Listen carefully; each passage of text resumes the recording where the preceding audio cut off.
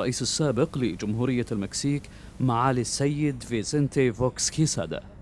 Ladies and gentlemen, former President of Mexico, Mr. Vicente Fox Quesada.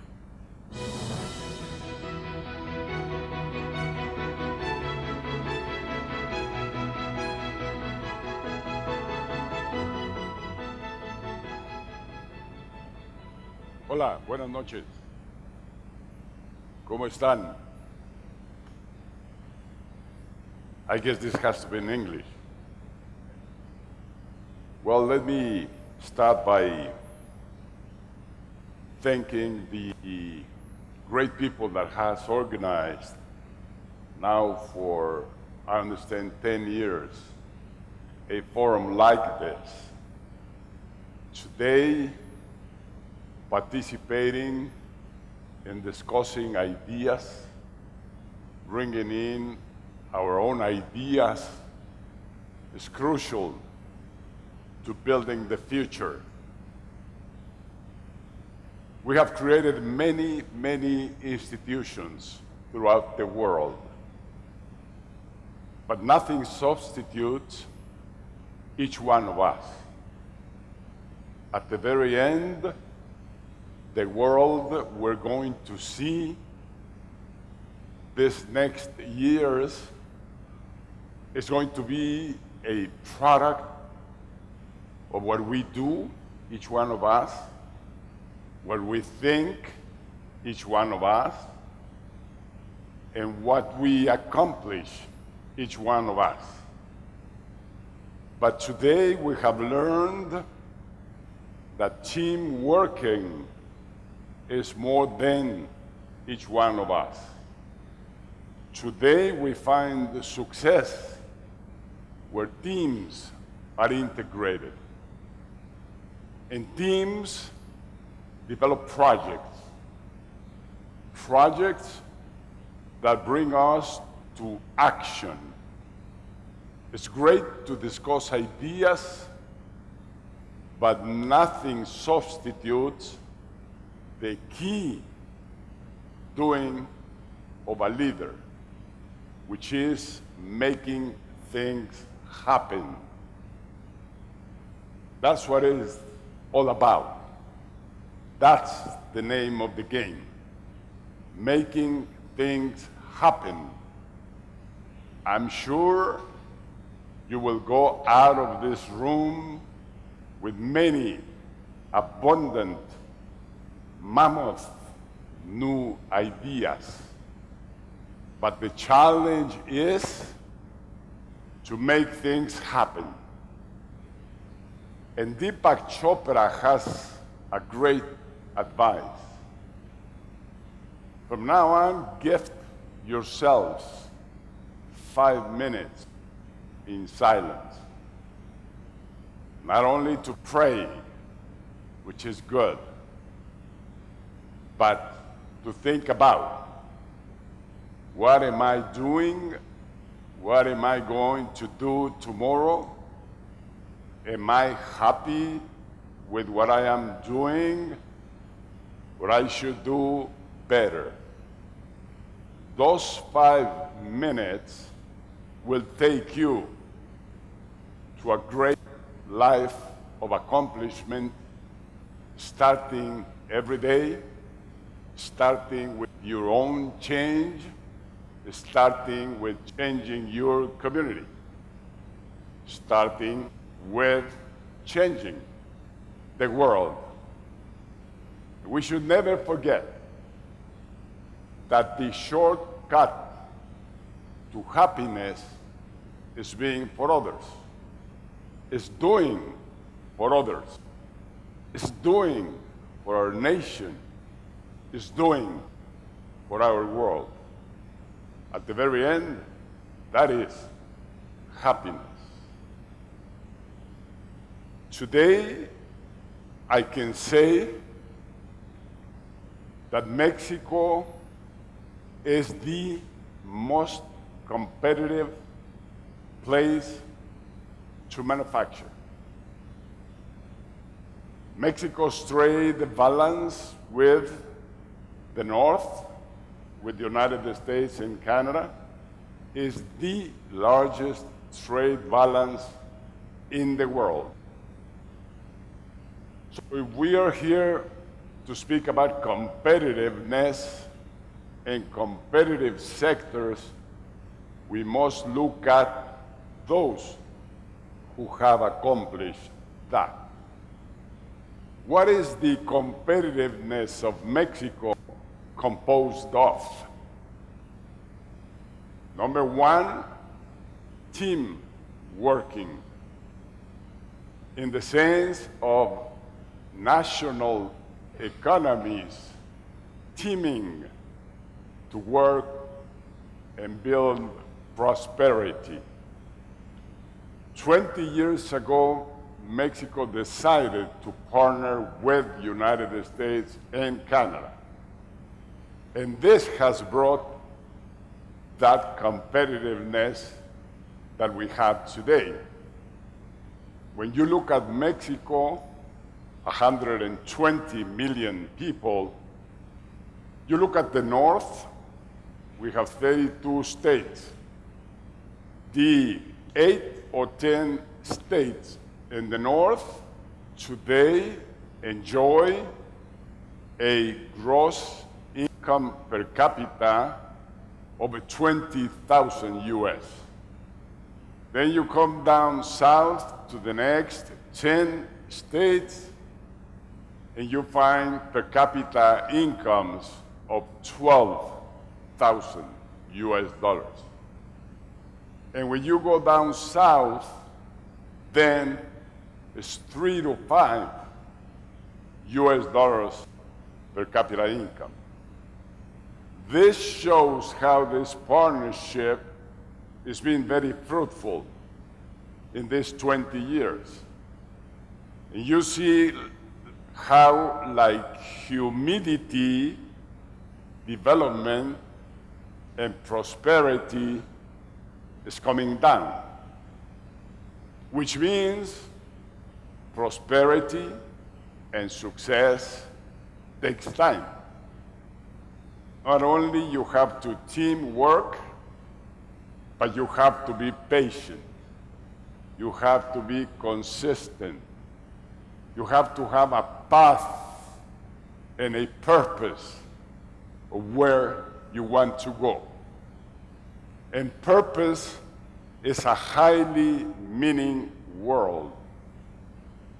There is no human action, whatever it is, that it doesn't have a purpose.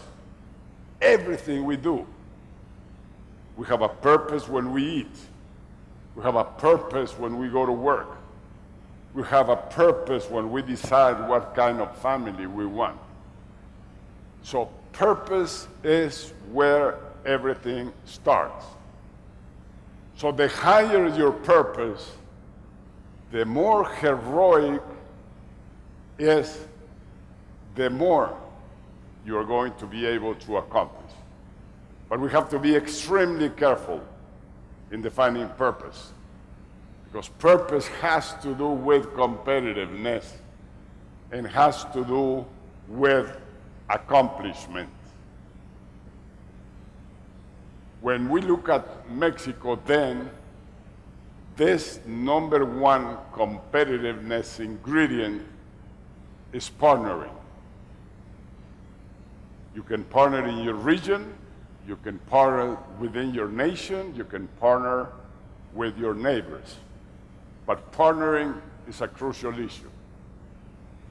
Number two, of course, and this is an advantage that came from God, we're neighboring the largest economy in the world. We have thousands of kilometers as neighbors of that largest consumer market economy in the world. And that certainly is an advantage. So we thank God for that. But in many cases, you can be neighbor of a situation like this and yet not profit from it. So you have to be up to the challenge neighbor.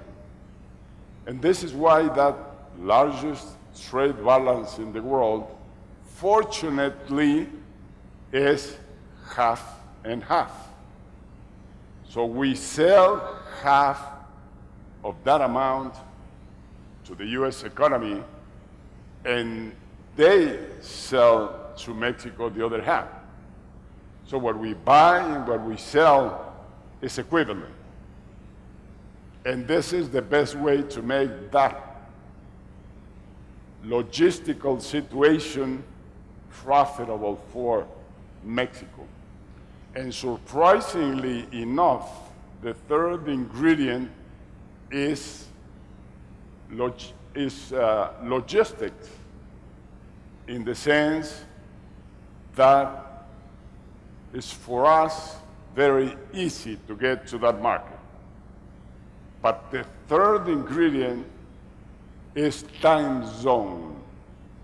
It's not the same thing to travel for 20 hours to get here, and teamwork with yourselves and ourselves, like President Peña came from Mexico last week, had many productive meetings with this nation, but still it was a 20-hour flight.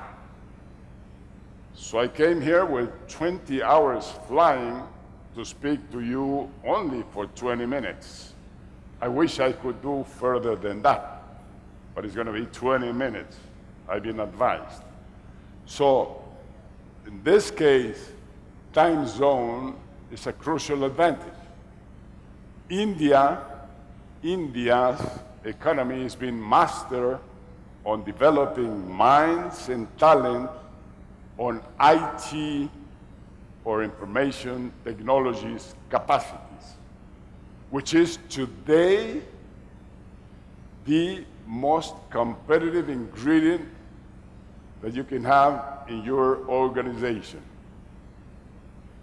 I call it the hidden hand of Adam Smith. That hand that moves the economy behind the scene, which is what Adam Smith stated. Today's success in a corporation like the ones you have here, it's IT, it's information technology, which will bring you the edge on competitiveness, on putting together all the actions to reach a purpose. In our state, in Mexico, by the name of Guanajuato, 6 huge automobile plants came to manufacture in that state.